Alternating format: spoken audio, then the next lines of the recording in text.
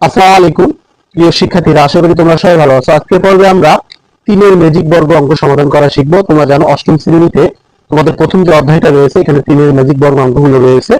তো এই অঙ্কটি যেভাবে আমরা সমাধান করা শিখবো, তোমরা দেখতে পাচ্ছ যে এখানে তিনের ম্যাজিক সংখ্যাটি কত হবে সেটা আগে আমাদেরকে জানতে হবে। তো তিনের ম্যাজিক সংখ্যাটি আমাদের সূত্রটা আমরা জানি যে এখানে n into n square plus 1 ভাগ কত 2।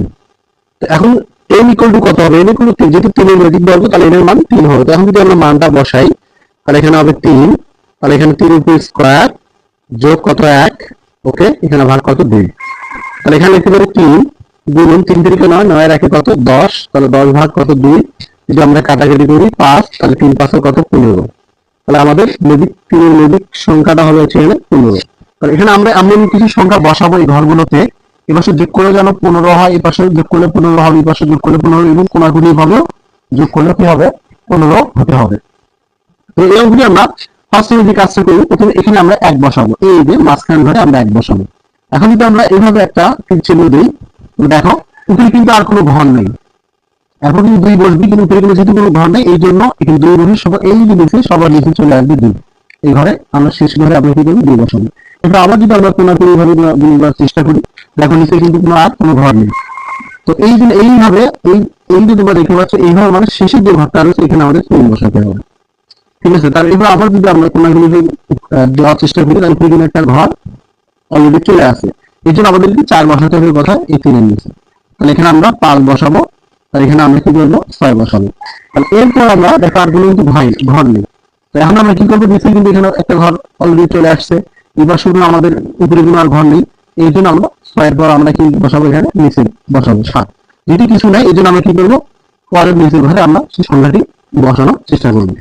এর মধ্যে এই পাশে তুমি যদি আবার গুণ করো তাহলে দেখো এই পাশে নিচে আর কোনো ঘর নেই, এই যে পাশে কোনাগুলো এখানে তোমরা একটা ঘর আছে সেখানে তোমরা 8 বসাতে পারো।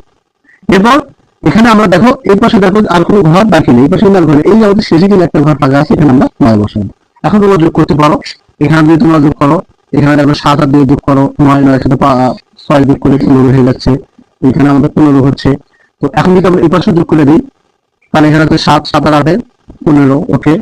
এখন যদি আমরা এই যে কোনো ভাবে গুণন করি, এবার শুধু তোমরা সরি যোগ করো, গুণটা না যোগ করতে হবে, এবার যোগ করো তাহলে 8 3, তাহলে কত হচ্ছে 11, 11 আর 4 15।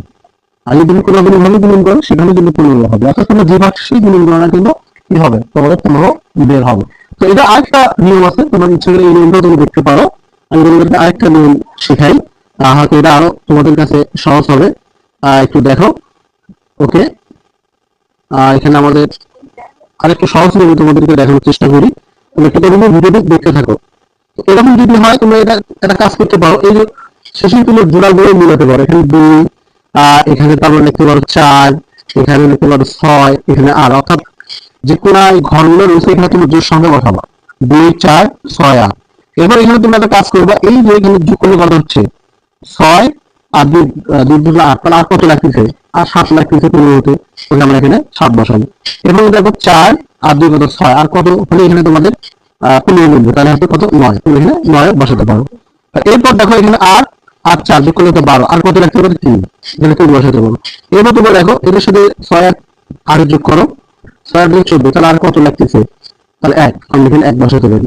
তাহলে এখানে দেখো 7 আর 15 কত 10, তাহলে আর কত লাগতেছে 15 হতে 5, তাহলে আমরা এখানে 5 বসাবো। তুমি এভাবে কিন্তু করতে পারো, দুটো নিয়ম তোমরা এই অঙ্কগুলো করতে পারো। যদি ভিডিওটা ভালো লাগে অবশ্যই তোমরা ফলো করে রাখো, অবশ্যই শেয়ার করতে তোমরা কখনো ভুলবা না। আর কেমন লাগবে অবশ্যই তোমার কমেন্টসে তোমাদের জানাতে হবে।